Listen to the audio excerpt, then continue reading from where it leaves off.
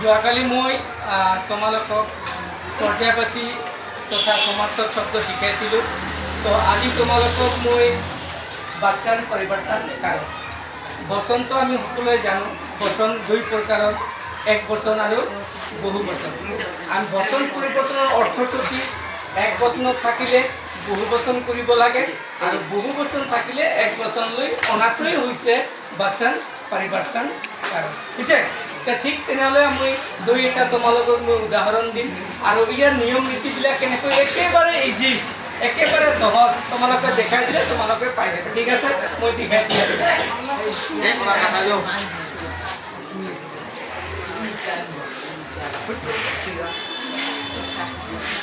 ইয়াত তোমালোকে চাবা যে শব্দটোৰ শেষত যদি কোনো ধৰণৰ আকাৰ নাথাকে, কোনো শব্দৰ শেষত যদি কোনো আকাৰ নাথাকে, তেনেহ'লে আমি ইয়াৰ লগত আমি শেষৰ আখৰৰ লগত একাৰৰ লগত আন বহাই দিলে বহু বচনলৈ পৰিৱৰ্তন হয়। যেনেকৈ ইয়াত কি আছে,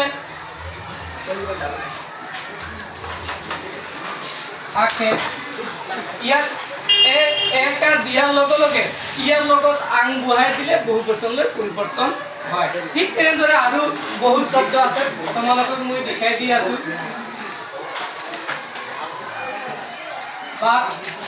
এই ইয়াত বাট আছে না নাই? ইয়াৰ শেষত কোনো আকাৰ আছে নেকি?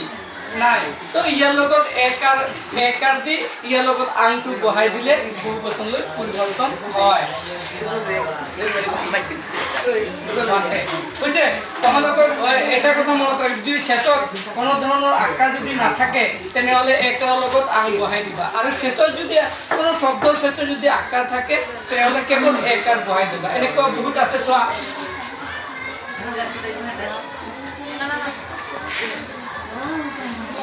লড়কা, এই শেষত আকাৰ আছে নে নাই? চোৱা, ইয়াৰ লগত কেৱল একাৰ বহাই দিলে বহু বচনলৈ পৰিৱৰ্তন হয়।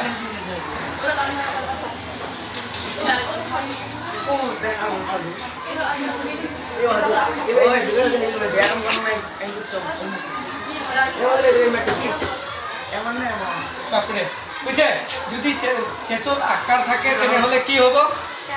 একাৰৰ লগত আকাৰ যদি থাকে কেৱল একাৰ, আৰু আকাৰ যদি নাথাকে একাৰৰ লগত আং বহাই দিলে বহু বচনলৈ পৰিৱৰ্তন হয়। এনেকুৱা আৰু বহুত শব্দ থাকে।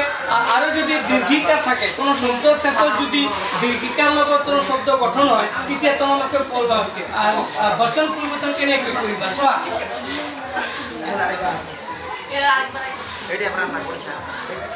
ইয়াত নাদী আছে না? এই নাদীটো কি কৰিবা? তোমালোকে দীৰ্ঘিকাৰটো হেঁচিকাৰ কৰি দিবা আৰু ইয়াৰ লগত চন্দ্ৰবিন্দু যোগ দিলে বহু বচনলৈ পৰিৱৰ্তন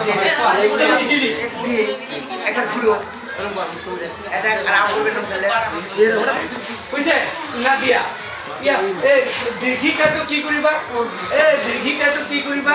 হেঁচিকাৰ হ'ব, হেঁচিকাৰ লগত ইয়াৰ লগত আকাৰ আৰু চন্দ্ৰবিন্দু।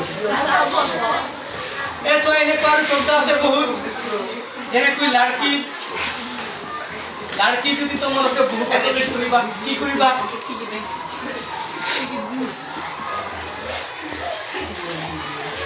লড়কিয়া। এনেকুৱা আৰু বহুত শব্দ আছে।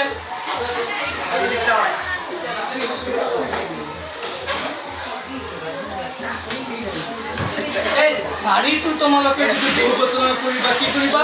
হেঁচিকাৰ লগত হেঁচিকা দিবা আৰু ইয়াৰ লগত 29টো আকাৰ লগত চন্দ্ৰবিন্দু যোগ কৰি দিবা।